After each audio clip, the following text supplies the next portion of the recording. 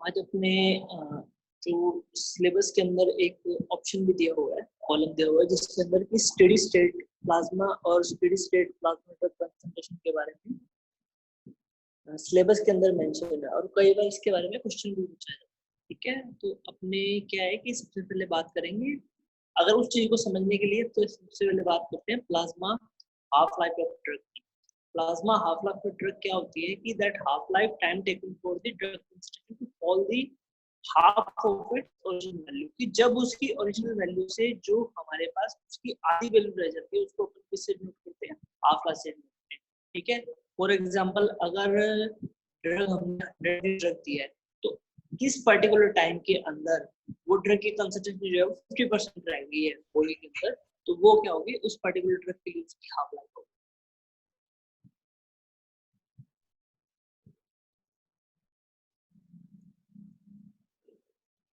ठीक है, देखो अब हाफ लाइफ को समझने के लिए अपने को हमने जनरल डेफिनेशन के तौर पे तो पढ़ लिया कि हाफ लाइफ ये है, बट एक्चुअल में हाफ लाइफ कहाँ है, किस तरह से और किस तरह से काम कर रही है, वो चीज हमें यहाँ पे देखनी है। ठीक है, हाफ लाइफ को मेजर किस तरह से करना है ये अपन नेक्स्ट जब इसके कैलकुलेशन करेंगे उसमें पढ़ेंगे। ठीक है, बट जनरली देखो अगर हमने एक टाइम पे 100 MB ड्रग को बॉडी के अंदर इंसर्ट कराया है, यहाँ पे क्या दिख रहा है, 100 MB ड्रग दिख रही है।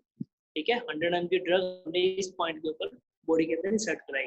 ठीक है, तो जो ये पर्टिकुलर पॉइंट है, ठीक है, यहाँ पे दो चीजें साथ साथ काम कर रही है। एक तो ये लाइन इसने ड्रॉ कर रखी है, ठीक है, ये स्टेडी स्टेट है, ये अपने आगे चल के बात करते हैं। ठीक है, ये बात कर रहे हैं ओरल के लिए, ये वाली लाइन साथ में कंफ्यूज हो रही है, that is for oral drug.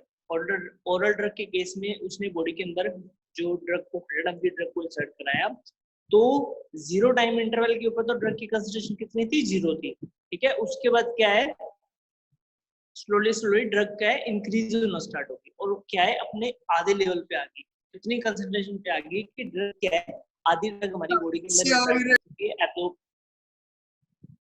आधी ड्रग जो है हमारी बॉडी के अंदर एब्जॉर्ब हो चुकी है, 50% पार्ट है ड्रग का बॉडी के अंदर आ गया और 50% अभी एब्जॉर्ब होना बाकी है। ठीक है सर, रिपीट करना सर, एक बार समझ में नहीं आया। एक मिनट,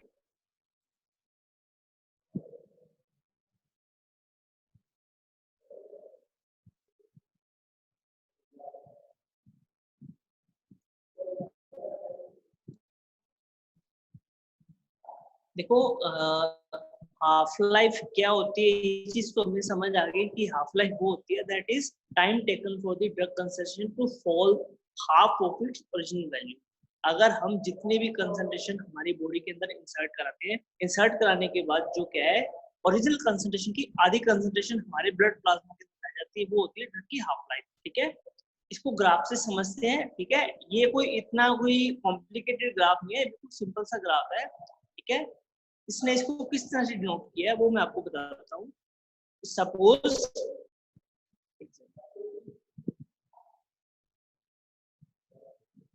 इसने क्या किया कि 100 MG ड्रग जो है वो बॉडी के अंदर इंसर्ट करा दी। ठीक है, ये कौन सा पॉइंट है, देखो दो रूट, ये जो है ग्राफ दो रूट लेके चल रहा है बॉडी के अंदर ड्रग को इंसर्ट कराने की। ये तो है आईवी रूट, आईवी रूट के अंदर क्या है, एब्जॉर्प्शन 0 हो गया, 0 पॉइंट के ऊपर मतलब 100% ड्रग की कंसंट्रेशन जो है वो प्लाज्मा के अंदर आ गई है। ठीक है, प्रैक्टिकली ये ग्राफ इस तरह से होना चाहिए था, क्योंकि 0% 100% ड्रग की कंसंट्रेशन 0 टाइम के ऊपर बॉडी के अंदर आ गई, तो उस टाइम पे क्या है, सिर्फ और सिर्फ एब्जॉर्प्शन तो होगा, सिर्फ एलिमिनेशन ही होगा।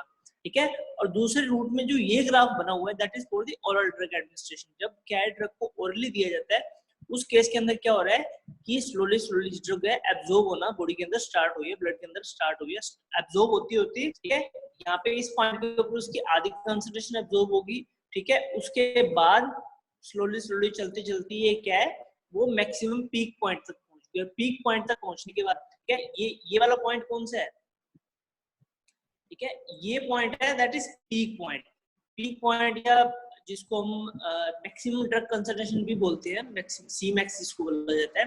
देखो सी मैक्स एक ऐसा पॉइंट है जहां पे ड्रग का एब्जॉर्प्शन और ड्रग का एलिमिनेशन आपस में बराबर है। ठीक है, ये हमने लास्ट क्लासेस में भी बात किया है कि यहाँ पे एब्जॉर्प्शन का रेट और एलिमिनेशन का रेट बराबर होगा। कैसे बराबर होगा या क्यों बराबर होगा, ये चीज नोट करने वाली, ये माइंड में क्वेश्चन आता है, तो इसका आंसर ये है, ठीक है, कि यहाँ पे मैक्सिमम ड्रग की कंसंट्रेशन जितनी आनी चाहिए थी बॉडी उतनी आ गई, ठीक है। इसके बाद क्या है कि कोई भी ऑप्शन नहीं है कि ड्रग हमारी बॉडी के अंदर आके और एब्जॉर्ब हो सके। उस ड्रग का मैक्सिमम पार्ट जितना एब्जॉर्ब होना था उतना एब्जॉर्ब हो गया, ठीक है। उसके बाद ऑप्शन यहाँ पे नहीं हुआ। यहाँ पे इस पॉइंट के बाद क्या होगा, इस पॉइंट के बाद सिर्फ और सिर्फ ड्रग का एलिमिनेशन ही होगा और कुछ भी नहीं होगा, ठीक है। जब हम बात करें आईवी के केस में, तो आईवी के केस में क्या है, एब्जॉर्प्शन स्किप हो जाते हैं। हम क्या करते हैं, डायरेक्टली जो ड्रग है हमारी, उसको हमारा जो ब्लड प्लाज्मा है या जो ब्लड प्लाज्मा है, हम उसके अंदर ड्रग को इंसर्ट करा देते हैं। इंसर्ट कराया उसके ऊपर, तो वहां पे एब्जॉर्प्शन तो जीरो ही हो गया, तो अपने आप में वहां पे सिर्फ और सिर्फ क्या देखने को मिलेगा, सिर्फ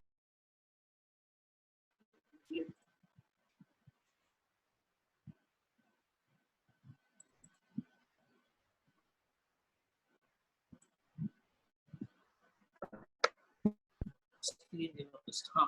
तो इस पॉइंट के ऊपर अपने बात कर रहे थे, ठीक है। इसने लिख भी रखा है यहाँ पे कि दैट ड्रग इन्फ्यूजन बिगिंस, ठीक है। ये सिंपल सी लाइन का मतलब क्या है कि जब ड्रग की कंसंट्रेशन जो है वो मैक्सिमम चल रही है, मतलब यहाँ पे ड्रग का इन्फ्यूजन चल रहा है। इन्फ्यूजन का क्या मतलब है, इन्फ्यूजन ड्रग का ऐसा पॉइंट है जब हमने ड्रग आईवी रूट से इन्फ्यूज कराने की कोशिश करी है, इन्फ्यूज कराया है हमने बॉडी के अंदर, तो इन्फ्यूजन ऐसा है जहां पे क्या है कि ड्रग का एब्जॉर्प्शन और एलिमिनेशन अपने आप में क्या चल रहे हैं, बराबर चल रहे हैं। और वही कंसंट्रेशन को हम क्या बोल रहे हैं, स्टेडी स्टेट कंसंट्रेशन बोल रहे हैं। अपने नेक्स्ट स्लाइड के अंदर चलते हैं, फिर वापस से इस स्लाइड में आएंगे।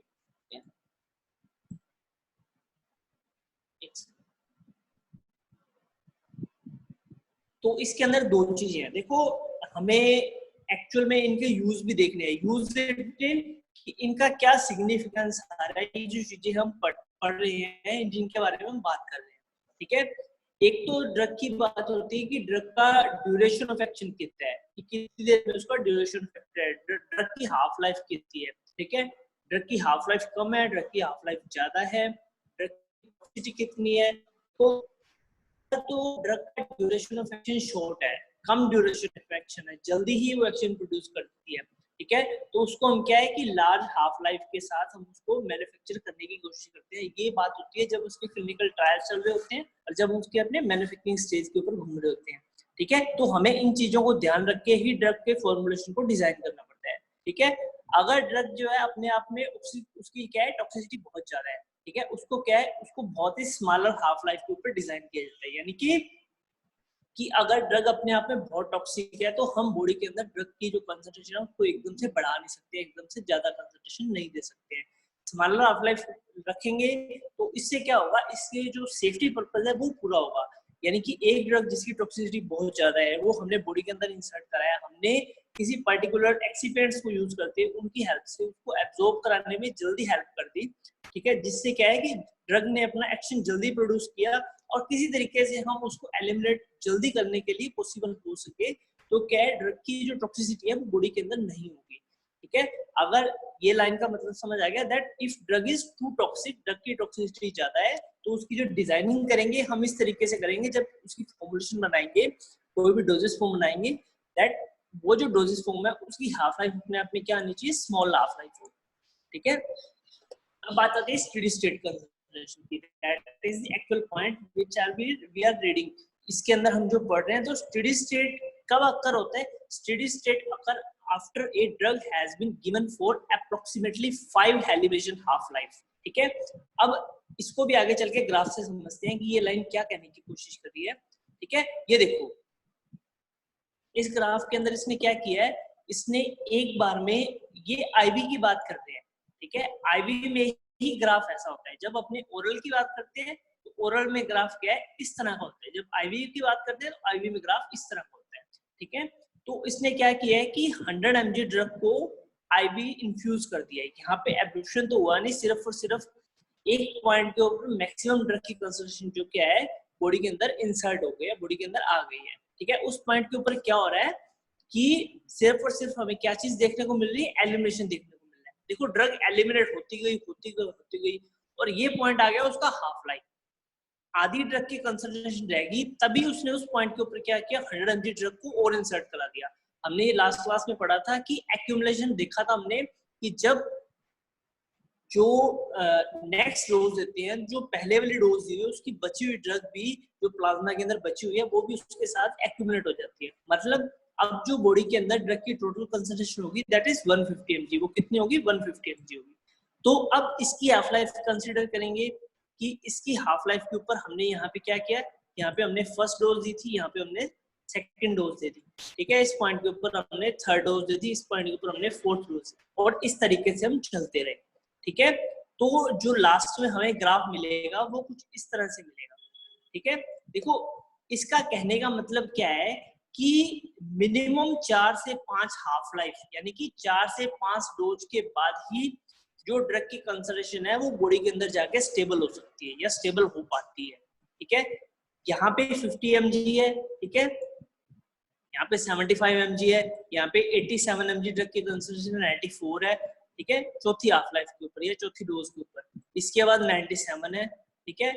इसके बाद 4 या 5, उसके बाद क्या है कि लगभग देखो पहले तो ये ग्राफ हमें इस तरह से दिखता गया, उसके बाद क्या है, इस पॉइंट के ऊपर होने के बाद क्या हो गया, ये स्टेबल हो गया, ठीक है। कैसे स्टेबल हुआ है, क्यों स्टेबल हुआ, ये देखो ये चीज हम बोल रहे थे कि लगभग 4 से 5 half life, 4 half life to reach steady state पहुंचने को इसको 4 हाफ लाइफ लगती, यानी कि 4 डोज देनी पड़ी हमें हर हाफ लाइफ पे।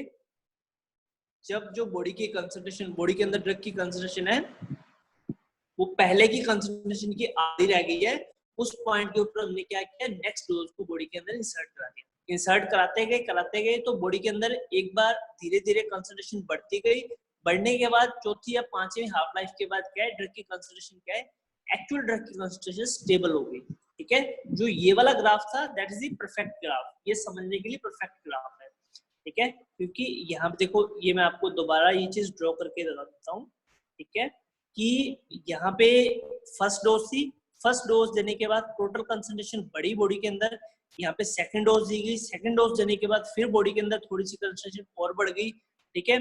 थर्ड डोज दी गई, फोर्थ डोज दी गई, फिफ्थ डोज दी गई, ठीक है।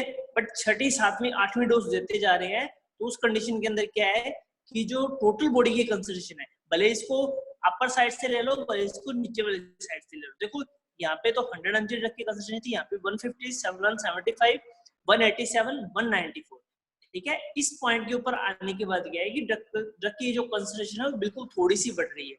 अगर मैक्सिमम पॉइंट के ऊपर आ भी रही है तो 200 mg आ रही है, तो ये वाला ग्राफ है कुछ हल्का सा ऊंचा ऊपर की तरफ हो सकता है, बाकी क्या है लगभग स्टेडी स्टेट की तरफ ही चलेगा, यानी कि ड्रग की कंसंट्रेशन जो क्या है अपने आप में बॉडी के अंदर आके क्या हो चुकी है, स्टेबल हो चुकी है, ठीक है। ये उन केसेस के लिए है जैसे ट्यूबरकुलोसिस का केस है। ट्यूबरकुलोसिस के केस में क्या होता है कि जनरली जब पेशेंट को ड्रग दिया जाता है बॉडी के अंदर, ठीक है, उसके अंदर क्या है उसका ट्रीटमेंट 6 मंथ्स या उससे ज्यादा भी चलता रहता है depending on the different type of tuberculosis, ठीक है। तो अलग अलग ट्यूबरकुलोसिस के अंदर अलग अलग टाइम पीरियड के अंदर हमें ड्रग की जो कंसंट्रेशन है वो बॉडी के अंदर कहीं ना कहीं स्टेबल रखनी पड़ती है बहुत लंबे टाइम तक। ये 6 मंथ तक भी हो सकता है, 1 ईयर तक भी हो सकता है, ये 2 ईयर से ज्यादा तक भी हो सकता है depending on different type of tuberculosis. तो हम स्टेबल किस तरीके से रखेंगे, हम स्टेबल इस तरीके से ही रखेंगे कि डोज की जो ड्रग की जो कंसंट्रेशन है, ड्रग की जो डोज है हम उसको इस तरीके से डिसाइड करें कि जैसे जैसे हमें डोज को भी मिस नहीं करना है,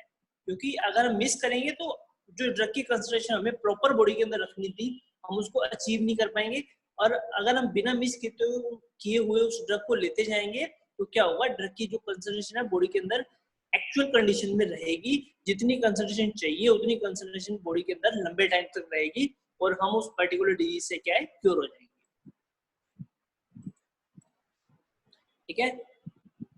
एक सिंपल सी बात कि स्टेडी स्टेट क्यों इंपॉर्टेंट है, ठीक है, या क्या है अपने आप में, बिल्कुल सिंपल वे में समझने का तरीका है, रेट इन और रेट आउट क्या होने चाहिए, आपस में बराबर होने चाहिए, कि जितनी ड्रग की कंसंट्रेशन बॉडी के अंदर आ रही है उतनी ही ड्रग की कंसंट्रेशन जो क्या है उतने टाइम के अंदर ही बॉडी से एलिमिनेट हो जानी चाहिए, ठीक है। और ये स्टेडी स्टेट लेवल कब आता है, जब क्या है 4 से 5 हाफ लाइफ हमें देखने को मिल जाती है। ये क्या है अपने आप में लीनियर काइनेटिक्स का मतलब क्या हो गया कि बाद में जो 5वीं या 6ठी हाफ लाइफ के बाद जो काइनेटिक्स चलेगी वो अपने आप पे लीनियर चलेगी, जो ग्राफ होगा वो स्ट्रेट ग्राफ होगा, कि जो डोज है वो फिक्स डोज है कि जितनी ब्लड के अंदर ड्रग की कंसंट्रेशन इनपुट के तौर पे आती जा रही है, एब्जॉर्ब होती जा रही है या इंसर्ट कर रहे हैं बाय इंजेक्शन या बाय इन्फ्यूजन, ठीक है, उतनी ही कंसंट्रेशन क्या है एलिमिनेशन के थ्रू बॉडी से बाहर होती जा रही है।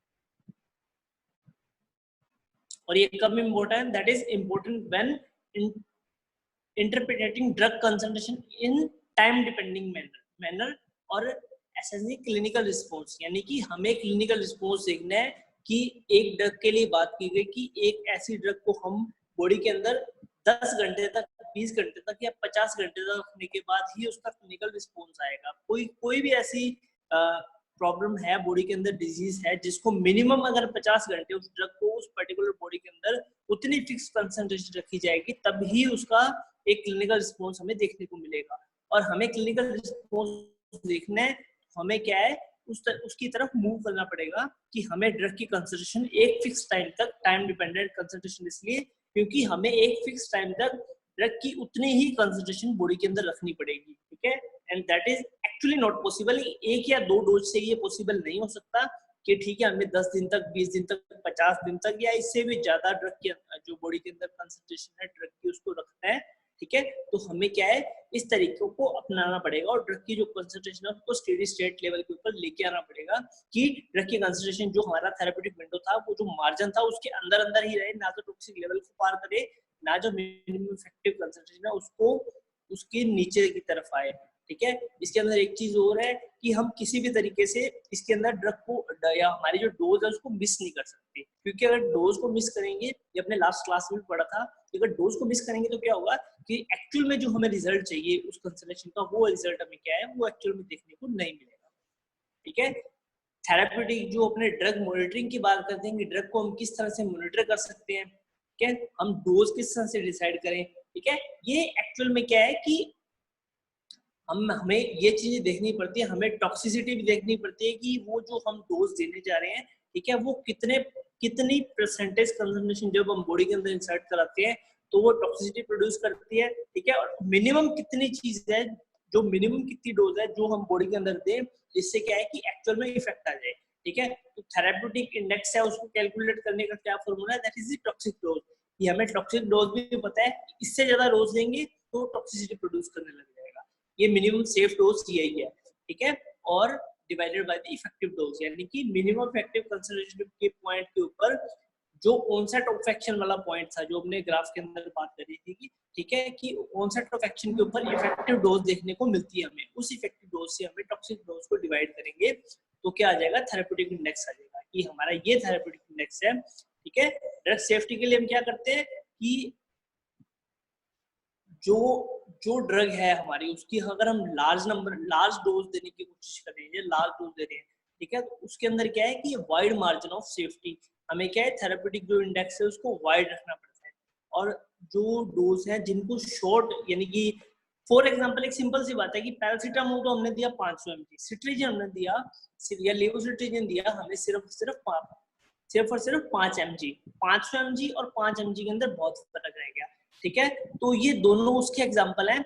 ये जो फर्स्ट एग्जांपल है that is a large number, वो है पैरासीटामोल 500 mg के लिए, या इसके अलावा जैसे पायराजिनामाइड आती है 1000 mg, 1500 mg हम भी बॉडी के अंदर इंसर्ट करते हैं। और कुछ डोज ऐसी हैं जो हम क्या है सिर्फ और सिर्फ 5 mg, 10 mg, इससे ज्यादा क्या है बॉडी के अंदर इंसर्ट नहीं करते हैं। फॉर एग्जांपल जो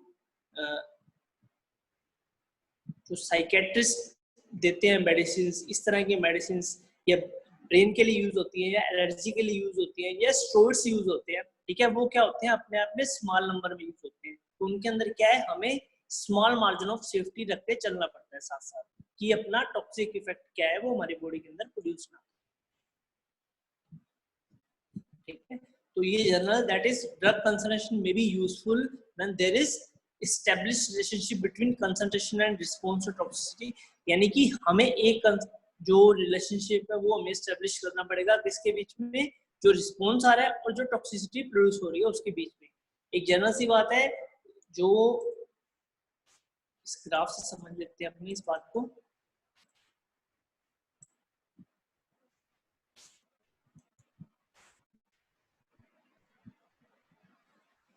ठीक है। देखो दो चीजें हैं मेनली, ठीक है। ये एक लाइन मैंने यहाँ ड्रॉ कर दी, एक लाइन मैंने यहाँ ड्रॉ कर दी, ठीक है। इसको तो मैंने बोला मिनिमम इफेक्टिव कंसंट्रेशन, ठीक है, और इसको मैंने बोला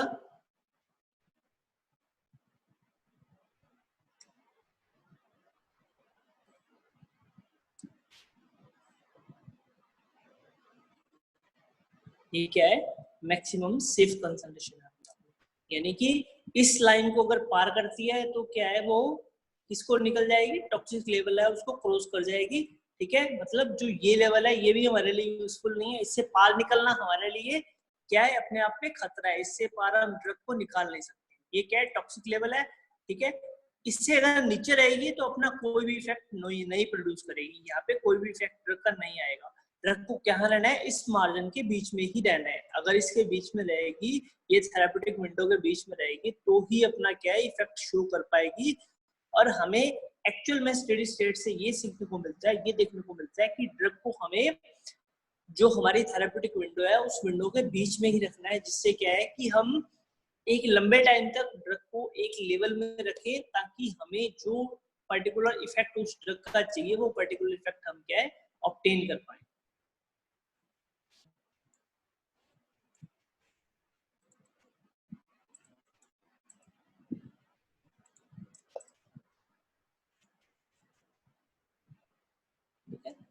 सेकंड बात ये कह रहा है कि ए सेंसिटिव एंड स्पेसिफिक एसे, इसके जनरल सी बात की सेंसिटिविटी जनरल है ये, कि सेंसिटिविटी हमें देखने को मिलेगी कि अगर हम ऐसी ड्रग यूज कर रहे हैं जिसकी टॉक्सिसिटी प्रोड्यूस होने के चांसेस बहुत जल्दी हैं, ठीक है। जैसे फॉर एग्जांपल एविल की टैबलेट ली जाती है, एविल 2 mg 5 mg, ठीक है, 10 mg भी आती है, ठीक है। तो उसके अंदर क्या है कि उसकी कंसंट्रेशन बहुत ज्यादा है, तो अपने आप में कंसंट्रेशन ज्यादा है तो वो किस रेंज के अंदर, उसका सेफ्टी मार्जिन वो क्या है, अपने आप में कम है। अगर हम वो ड्रग या वो डोज जो क्या है, हम एक से ज्यादा टैबलेट या 2 या 3 टैबलेट गलती से खाई जाती है एक दिन में, तो उससे क्या है, वो जो क्या है अपने आप में जो हमारा मैक्सिमम सेफ कंसंट्रेशन वाला रीजन है उस रीजन को जल्दी से क्रॉस कर जाएगी, ठीक है। उसका जो सेफ्टी मार्जिन है वो बहुत कम है, ठीक है, वो उसको क्रॉस कर जाएगी तो उसकी जो टॉक्सिसिटी प्रोड्यूस होने लग जाएगी। इसलिए डोज को डिसाइड करने में, ठीक है, अलग अलग ड्रग की कंसंट्रेशन के हिसाब से हम डोज को सेट करते हैं कि हमें किस ड्रग के लिए कितनी कंसंट्रेशन हमारी बॉडी के अंदर इंसर्ट करानी है, ठीक है। ये बाकी चीजें भी वही है, दैट ऐसे दैट रिलेटिवली ऐसे to perform narrow therapeutic range की किसी ड्रग के लिए नैरो, अगर थेरेप्यूटिक जो रेंज है, जो हमारी विंडो है वो नैरो है, तो हमें क्या है, जो मार्जिन है वो हमें सेफ्टी मार्जिन है वो एक्चुअल में क्या होगा, अगर नैरो थेरेप्यूटिक विंडो रेंज है वो नैरो है, तो उसका जो सेफ्टी मार्जिन है वो भी क्या होगा, अपने आप में कम होगा। तो इसलिए हमें जो डोज डिसाइड करनी पड़ेगी वो हमें टॉक्सिसिटी को ध्यान में रखते हुए डिसाइड करनी पड़ेगी।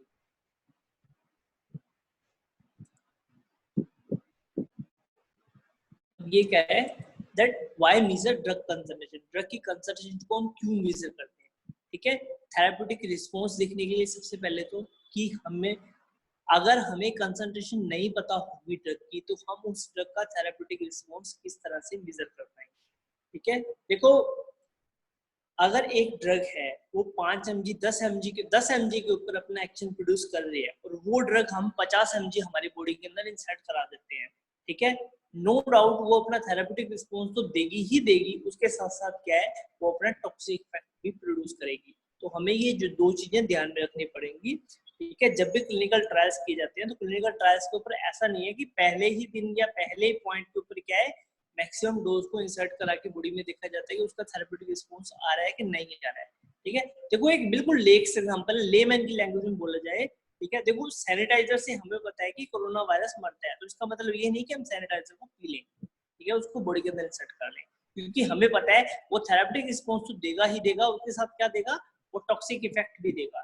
एक एविडेंट हमें देखने को मिलेगा, वो एविडेंट क्या होगा, अपने आप में टॉक्सिक होगा, ठीक है, जिससे क्या है कि अदर जो प्रॉब्लम्स है, हार्मफुल इफेक्ट है, हमें बॉडी के अंदर देखने को मिल सकती है, ठीक है। इसलिए क्या है, जो भी क्लिनिकल ट्रायल्स किए जाते हैं, जो डोज को थेरेप्यूटिकली कैसे डिसाइड किया जाता है, कि ऐसा नहीं है कि डोज को हमने मैक्सिमम डोज देके देखा, पहले मिनिमम से स्टार्टिंग की जाती है, मिनिमम देखा जाता है, ठीक है। अगर जब आपने क्लिनिकल ट्रायल्स पढ़े थे, क्लिनिकल ट्रायल्स फर्स्ट पढ़ा था, क्लिनिकल ट्रायल्स 1 और 2, ठीक है।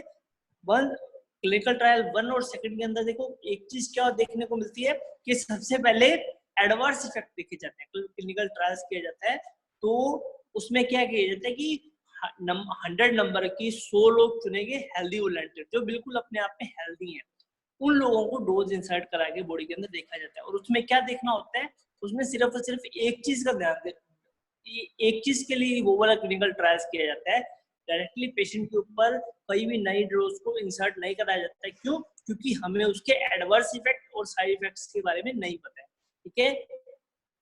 हेल्दी वॉलंटियर को देने से क्या होगा कि हमें उस पर्टिकुलर ड्रग के जो एडवर्स इफेक्ट है वो देखने को मिलेंगे कि इसके टॉक्सिक इफेक्ट क्या आते हैं और कितनी डोज पे आते हैं। उसमें क्या है, अलग अलग डोज को डिसाइड किया जाता है कि 5 mg, 10 mg, 50 mg, 100 mg, 200 mg, ठीक है। पहले स्मॉल डोज के ऊपर सैंपल के साथ साथ ड्रग बॉडी के अंदर इंसर्ट कराते हैं, ठीक है, उसका इफेक्ट देखा जाता है। उसके बाद अगर वहां पे कोई इफेक्ट नहीं आ रहा है, उससे कोई इफेक्ट नहीं आ रहा है, तो उसके बाद क्या है, डोज को बढ़ा के देखा जाता है। और इसी हिसाब से क्या है, डोज को डिसाइड किया जाता है कि किस पर्टिकुलर डोज हमें किस तरह से हमें पर्टिकुलर डोज को डिसाइड करना है। पहले हेल्दी वॉलंटियर पे देखा जाता है कि कोई एडवर्स इफेक्ट तो देखने को नहीं मिल रहा है। अगर एडवर्स इफेक्ट देखने को नहीं मिल रहा है तो उसको कंप्लीटली जो फर्स्ट फेज को पास करके सेकंड फेज की तरफ मूव किया जाता है, जिसके अंदर क्या है, इसी जो ये वाले जो फर्स्ट पॉइंट है क्लिनिकल ट्रायल्स का, जो सेकंड पॉइंट है, इनके अंदर ही डोज को डिसाइड किया जाता है कि कितनी डोज हमें बॉडी के अंदर देनी है। और फिर सेकंड बात आ जाती है, दैट इज दी कि किस टाइप का पेशेंट है, वो एडल्ट है, वो इन्फेंट्स है, वो न्यूनेट्स है, ठीक है, चाइल्ड है तो कितनी एज का है, एडल्ट है, ठीक है, एडल्ट है तो किस तरह का एडल्ट है, उससे पहले से तो कोई डिजीज नहीं है, ठीक है। अगर है तो फिर भी उसको मतलब उस चीज को साथ में नोटिस करके ही डोज को उसके ऊपर दिया जाता है और फिर उससे इफेक्ट और साइड इफेक्ट और एडवर्स इफेक्ट साथ साथ देखे जाते हैं, ठीक है। इसलिए जो ड्रग की कंसंट्रेशन उनको मेजर करना जरूरी है, क्योंकि अगर हमें ड्रग की कंसंट्रेशन के बारे में नहीं पता होगा, हमें ये तो पता है कि ये इफेक्ट दे रही है, ये सिंपल सी बात है कि ये पता है कि चीनी मीठी तो है, ठीक है। एक गिलास हमने मतलब कुछ मीठा बनाना है तो उसमें 1 चम्मच डलेगा, चीनी मीठी तो है, बट कितनी डालनी है, अगर उसमें 10 चम्मच डाल के पी लिया जाएगा तो दैट इज नॉट फिजिबल, वो फिजिबल नहीं है, पीने लायक, ठीक है।